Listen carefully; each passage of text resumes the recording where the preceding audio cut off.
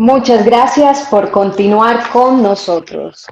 Para nuestra siguiente sesión tendremos un panel de discusión que se denomina Multiplicidad de competencias en el territorio, fórmulas de coordinación y de colaboración, moderado por el doctor Hugo Marín Hernández, y lo acompañarán en el panel la doctora Paula Robledo Silva, Lisneider Inestrosa Cuesta y el doctor Juan Carlos Covilla Martínez. El doctor Hugo Alberto Marín Hernández es abogado especialista en Derecho Público y doctor en Derecho. Fue magistrado auxiliar del Consejo de Estado. Actualmente se desempeña como docente investigador del Departamento de Derecho Administrativo de la Universidad Externado de Colombia. Es consultor en temas de Derecho Administrativo y conjuez de la sección segunda del Consejo de Estado. La doctora Paula Robledo Silva es abogada de la Universidad Externado de Colombia, especialista en Derecho Constitucional y Ciencias Políticas del Centro de Estudios Políticos y Constitucionales, magíster en Derecho Público de la Universidad Externado de Colombia y doctora en Derecho Constitucional de la Universidad de Valladolid, España. Actualmente se desempeña como defensora delegada para los asuntos constitucionales y legales de la Defensoría del Pueblo y como docente investigadora de los departamentos de Derecho Administrativo y Derecho Constitucional de la Universidad Externado de Colombia. La doctora Lisneider Inestrosa Cuesta es abogada de la Universidad Tecnológica del Chocó, Diego Luis Córdoba, magíster en Derecho de los Recursos Naturales y doctora en Derecho de la Universidad Externado de Colombia. Líder del Grupo de Investigación Derecho, Sociedad y Medio Ambiente, GITSMA, adscrito a la Facultad de Derecho de la Universidad del Chocó, reconocido y escalafonado en Colciencias. Docente de carrera de la Universidad Tecnológica del Chocó y profesora de la especialización en Derecho de Tierras de la Universidad Externado de Colombia. El doctor Juan Carlos Covilla Martínez es profesor de Derecho Administrativo de la Universidad Externado de Colombia, abogado y magíster en Derecho Administrativo de la misma casa de estudios, doctor en Derecho por la Universidad de Barcelona. Ha sido investigador visitante de la ESTISA de la Universidad de Bolonia. Su trabajo ha sido galardonado por el Centro de Estudios Políticos y Constitucionales, el Ilustre Colegio de la Abogacía de Barcelona y la Fundación Manuel Jiménez Abad en España. Actualmente se desempeña como jefe de la Oficina Jurídica del Ministerio de Vivienda, Ciudad y Territorio. Bienvenidos. Muy buenos días a todos. Muchas gracias por la presentación y por la introducción. Bueno, lo que hemos previsto como metodología para el desarrollo de nuestro panel es que de entrada cada uno de nuestros tres ilustres panelistas va a exponer muy brevemente cuál fue el enfoque, una síntesis del desarrollo y las conclusiones de sus investigaciones. Cada uno tendrá un tiempo de 10 minutos para desarrollar esa parte de nuestro ejercicio y al cabo de esa primera parte vamos a iniciar nuestra discusión formulando unos interrogantes a cuya aproximación de respuesta se ocuparán cada uno de los tres panelistas. Posteriormente tendrá oportunidad de formular sus interrogantes cada uno de ustedes, el público asistente, que será algo que nos interesará mucho conocer y abrir la discusión a la intervención de todos. Vamos a arrancar entonces con la doctora Paula Robledo, que nos va a hablar de su investigación titulada Cómo entender el territorio, anotaciones sobre cómo ampliar el concepto. Doctora Paula, la escuchamos, adelante. Doctor Marín, muchas gracias. Primero que todo, saludarles, felicitar a la Universidad Externado y al Departamento de Derecho Administrativo, a nuestro director, el doctor Jorge Iván Rincón, y a todo su maravilloso equipo de trabajo, porque pese a las dificultades que atraviesa el mundo estamos hoy aquí celebrando los 21 años de las jornadas de Derecho Administrativo y agradecerles por haberme invitado a participar de este evento. En primer lugar, pues quiero señalarles que en el artículo que ustedes pueden encontrar en el libro de las jornadas, pues van a ver estos temas desarrollados con mayor profundidad, y simplemente voy a hacer algunos comentarios generales para que podamos dar inicio a ese diálogo con mi compañera y mis dos compañeros de panel. Yo la idea que planteé en el escrito pues está relacionada con un cuestionamiento de cómo se debería entender el concepto de territorio y la propuesta de ampliar esa noción de territorio. Básicamente porque en términos generales la tradición jurídica occidental propone una definición de territorio que se caracteriza por limitarse a definir las cuestiones que únicamente le interesan al derecho. Y esa concepción principalmente, en mi opinión, es el resultado de la forma como la comunidad internacional opera en la modernidad en virtud del reconocimiento de dos principios: el principio de integridad territorial y el principio de soberanía territorial. Principios ambos fijados con ocasión de la paz de Westfalia y sus eventos sucesivos. No obstante, la realidad nacional y la realidad internacional pues han cambiado desde ese momento hasta hoy, con el paso de los años. Y en esos cambios pues han surgido diferentes preocupaciones y diferentes teorías que reivindican la importancia de estudiar y comprender el territorio a partir de una noción interdisciplinar. ¿Eso qué quiere decir? Pues, entre otras cosas, que el concepto de territorio y de ordenamiento territorial no puede ser estudiado y construido únicamente desde la disciplina jurídica, sino que se deben utilizar también otras herramientas de las ciencias sociales, como la historia, la sociología, la geografía, la antropología, entre otras. A partir de esta nueva propuesta metodológica, los conceptos de territorio y de ordenamiento territorial requieren reconocer una multiplicidad de fenómenos y situaciones que son relevantes para esos dos conceptos. Y simplemente les voy a enunciar 4 situaciones o fenómenos que, en mi opinión, se deben tener en cuenta al momento de reconfigurar esa noción de territorio. Primero, es necesario utilizar la historia para comprender los conceptos. Es decir, el concepto de territorio y de ordenamiento territorial no se puede construir sin tener en cuenta la historia y sin tener en cuenta la historia de las relaciones sociales. En segundo lugar, es indispensable reconocer el componente social del territorio, las dinámicas sociales que hoy en día se dan en el territorio. Tercero, tener en cuenta las implicaciones físicas y las implicaciones naturales del territorio.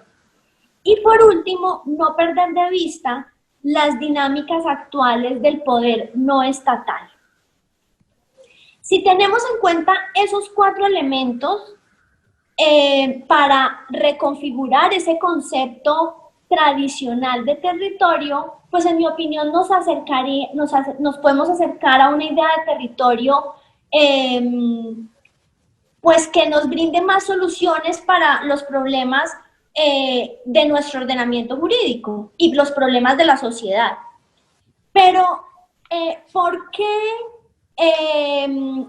hay que repensar la noción de territorio? Es decir, ¿por qué a partir de esos 4 elementos, por lo menos? Existen otros elementos, yo les estoy proponiendo que pensemos en esos 4.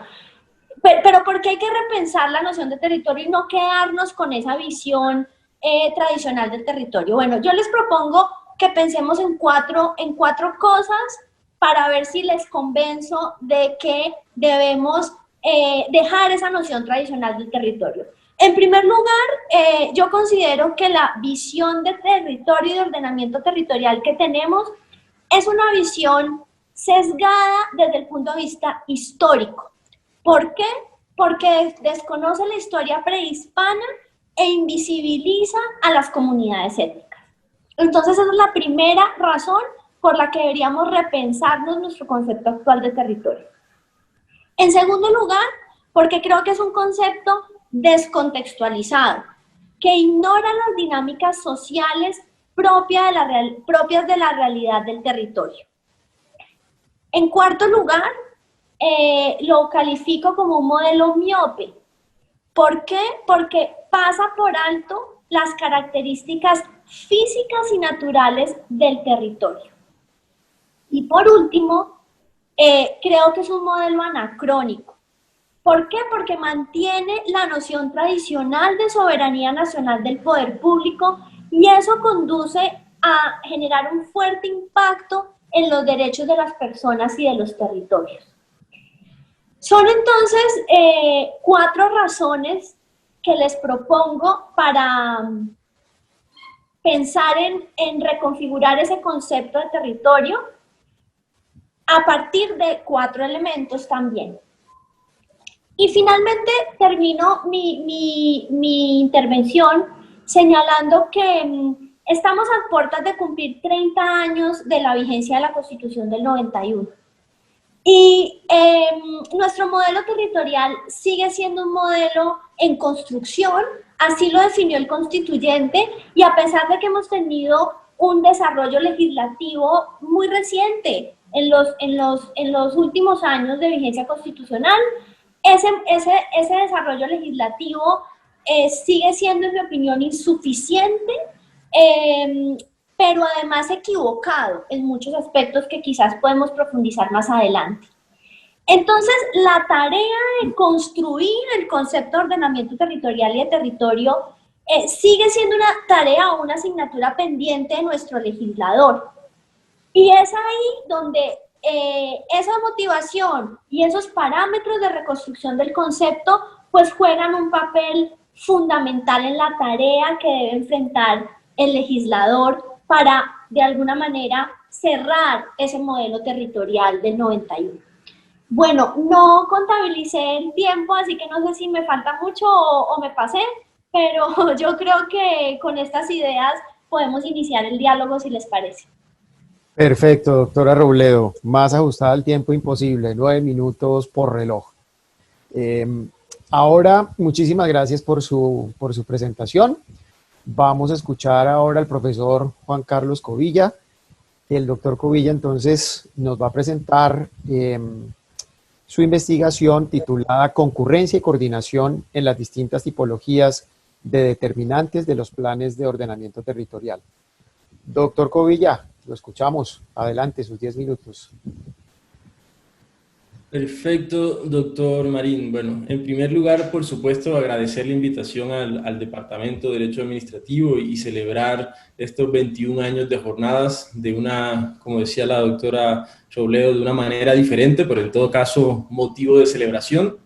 Y por supuesto muy contento y honrado de compartir este panel con la doctora Robledo, con la doctora Inestrosa, con el doctor Marín.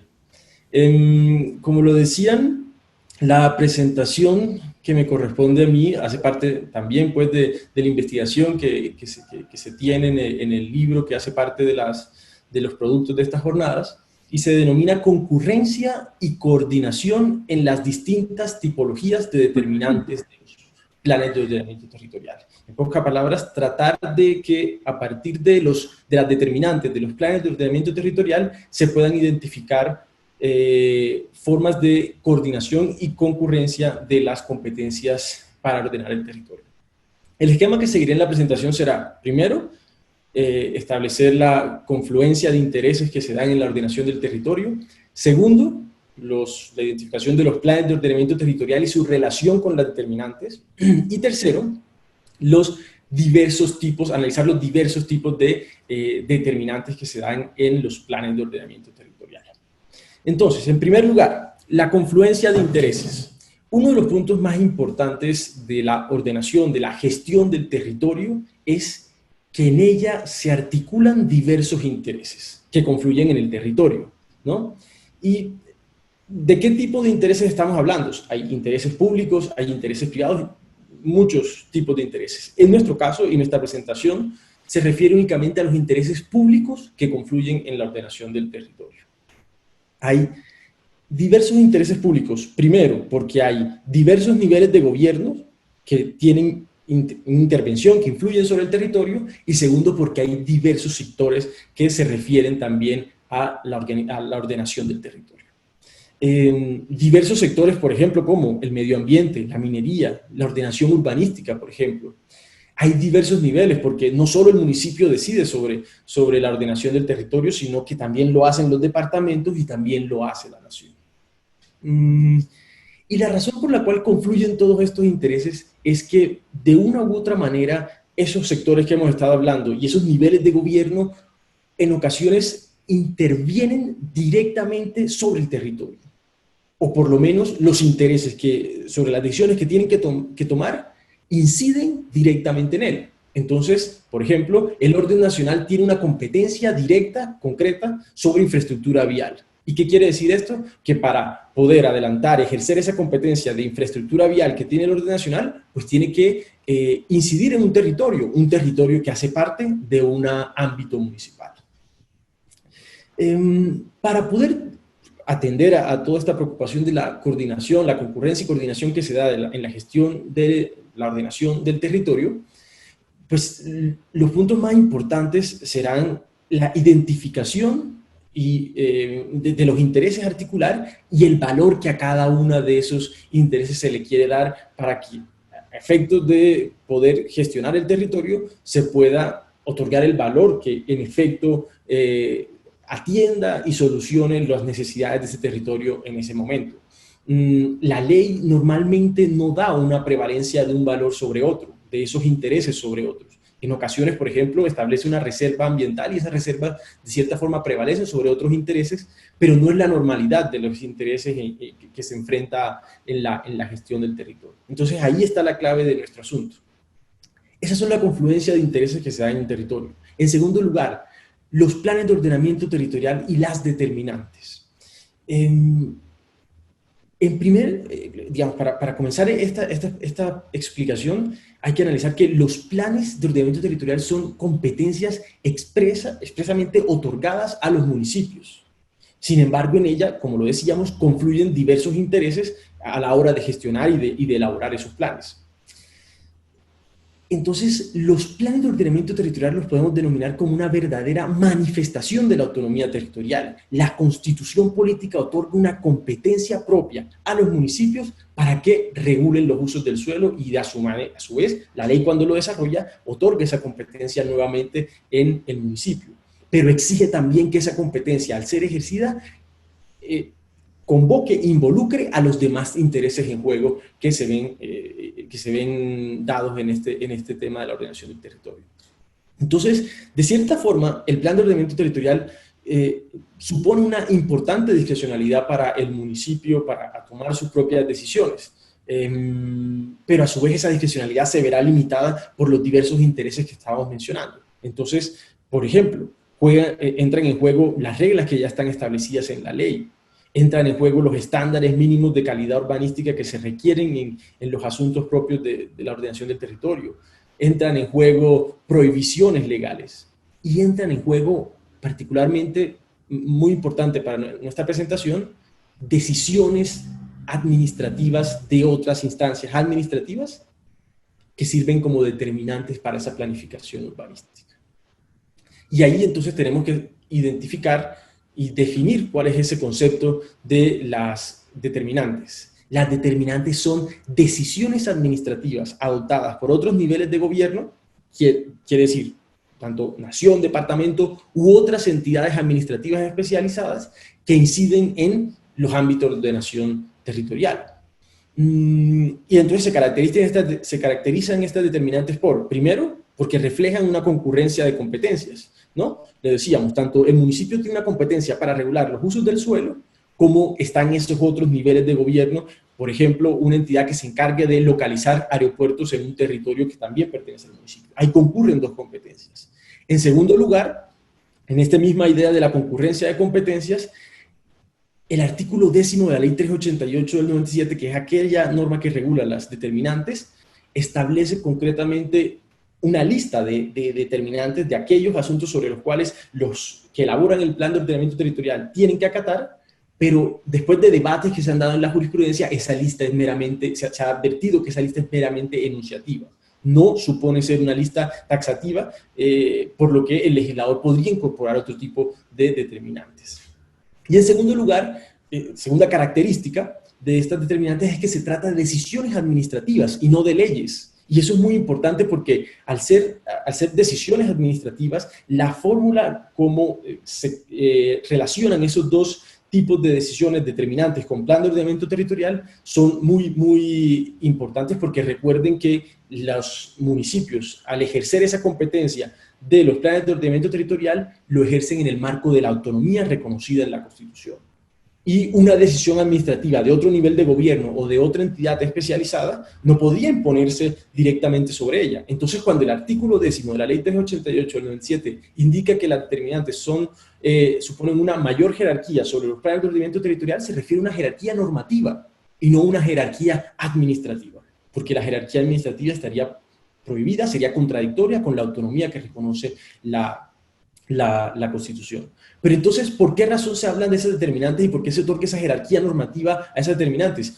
Porque pues pueden haber competencias específicas muy concretas, sectoriales, que permitan ordenar el territorio.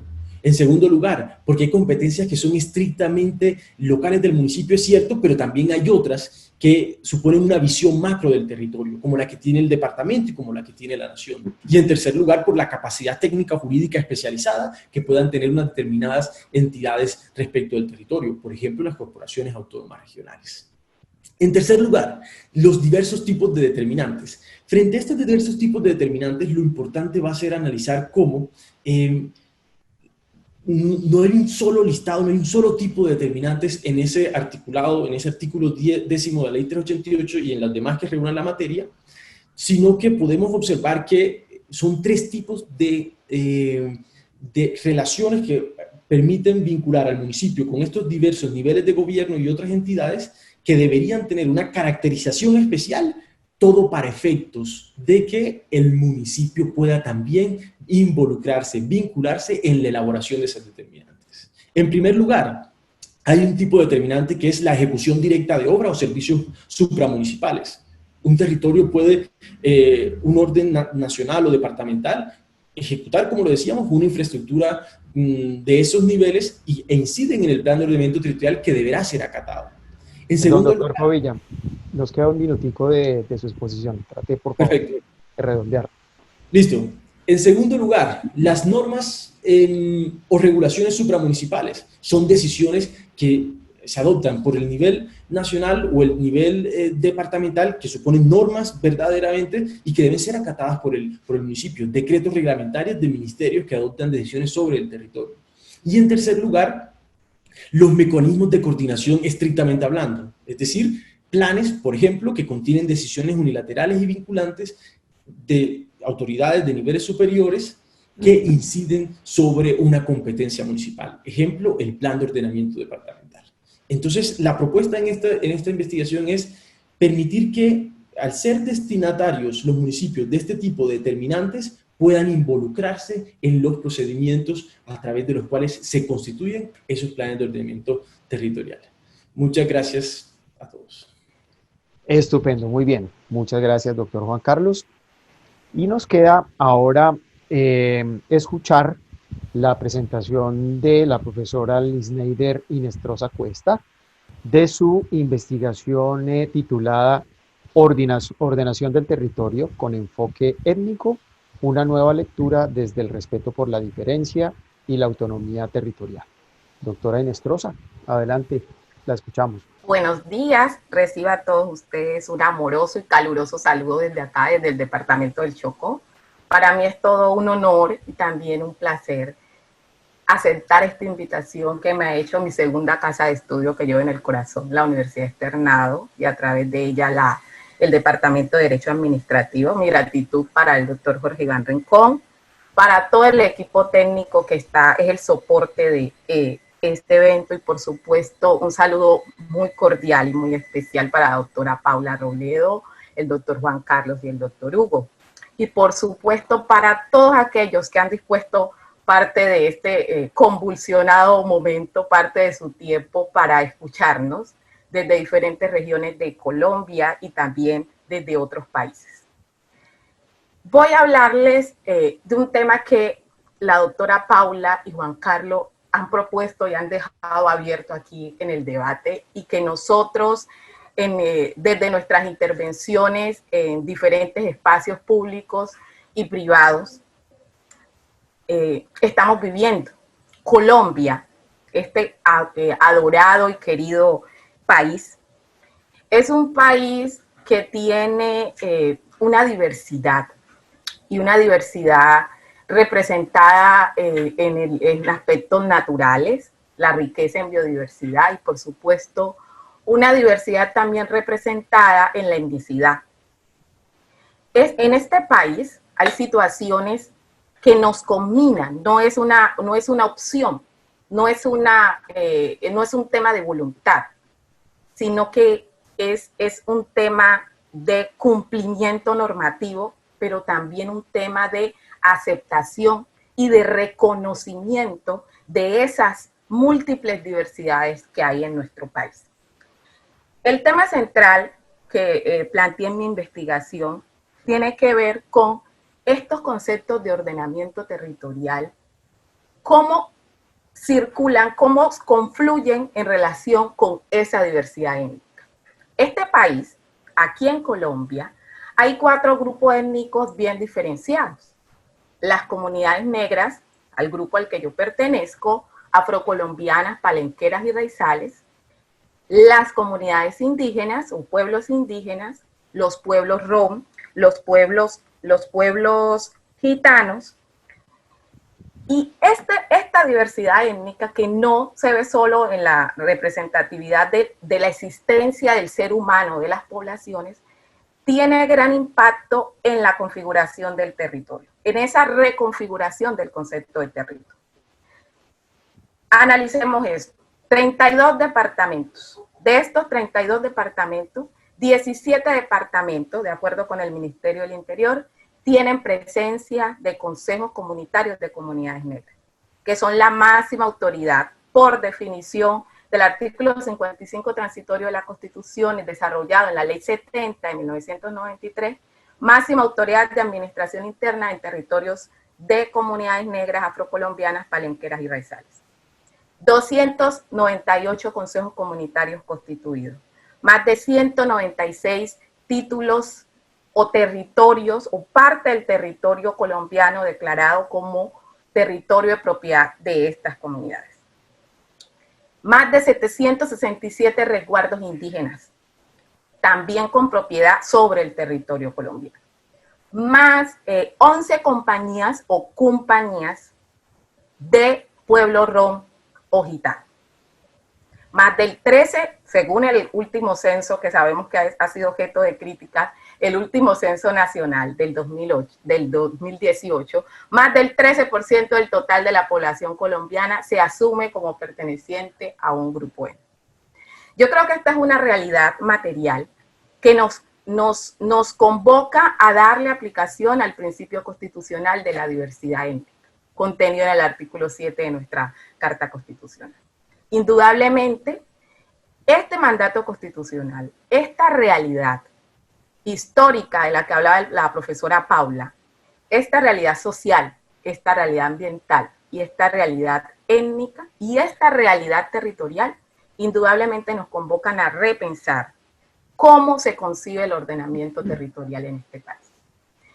Y la forma de concebir el ordenamiento territorial en este país aunque normativamente, vamos a encontrar que normativamente y de cara a este mandato constitucional de la diversidad étnica y cultural, vamos a encontrar una simetría.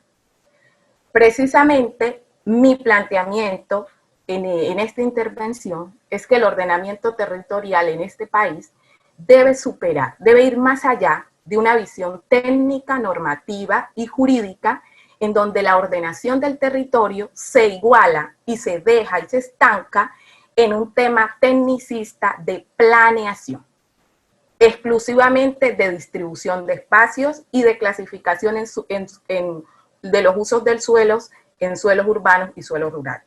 ¿Por qué? Porque a partir de ese mandato constitucional de la diversidad étnica y cultural, la ordenación del territorio va más allá. La ordenación tiene que ver con la materialización de derechos. Para esta investigación escogí un solo derecho, el derecho a la autonomía. Pero resulta que los derechos de los grupos étnicos que han sido categorizados por el máximo tribunal constitucional de este país como derechos vectores, como derechos bioculturales, como derechos fundamentales, se encuentran en juego a la hora de hacer lo que por mandato normativo se ha concebido como ordenamiento del territorio. Es decir, en este país entonces, indudablemente tenemos y estamos asistiendo a un cambio, a una reconfiguración de lo que significa ordenar el territorio colombiano teniendo en cuenta la diversidad étnica. ¿Y por qué estamos asistiendo a una reconfiguración de este concepto de ordenamiento territorial? Porque hay derechos en juego. Derechos como la autonomía, derecho a la subsistencia, derecho a decidir el desarrollo en una determinada comunidad. Entonces, mis líneas argumentativas, precisamente, que he tratado aquí de presentar, la primera es cómo ordenar, se sustenta en cómo se ordena un territorio desde la diversidad étnica en Colombia. Segundo, mostrar que hay en juego derechos, el ejercicio de derechos, cuando se ordena el territorio colombiano. Y tercero, presentar unas pequeñas conclusiones. Entonces, la primera, les hice todo el antecedente de por qué es necesario. Es que es necesario, es obligatorio, es constitucional, es un imperativo, es una deuda histórica también, una deuda social que tenemos con grupos poblacionales que hacen parte de la sociedad colombiana y que normativamente nosotros les estamos dando un reconocimiento, pero a la hora de materializar el ejercicio de sus derechos, ese ordenamiento desde la diversidad étnica se queda en un espejismo normativo.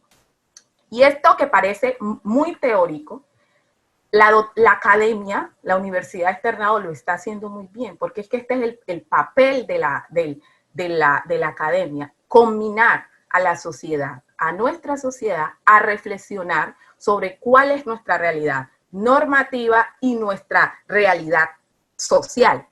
Entonces, plantear esta reconfiguración de ese concepto de ordenamiento territorial, pasando de esa práctica tecnicista de considerar que la ordenación del territorio se reduce exclusivamente a los instrumentos de planificación, como los planes de ordenamiento, o de planeación del desarrollo, como los planes de desarrollo, no es una tarea fácil.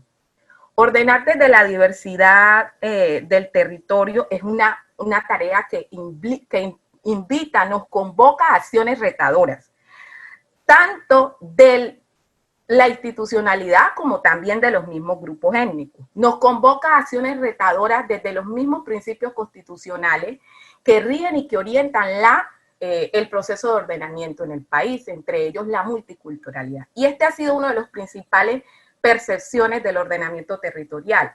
Basta con reconocer y caracterizar que en determinado territorio hay grupos étnicos, donde viven, qué hacen, y consideramos que allí está incluido está terminado o configurado ese proceso de ordenamiento. Entonces, previo al acto administrativo de adopción del plan de ordenamiento territorial, participan en los espacios de concertación uno que otro líder representante de estas comunidades y allí se agota el ordenamiento territorial.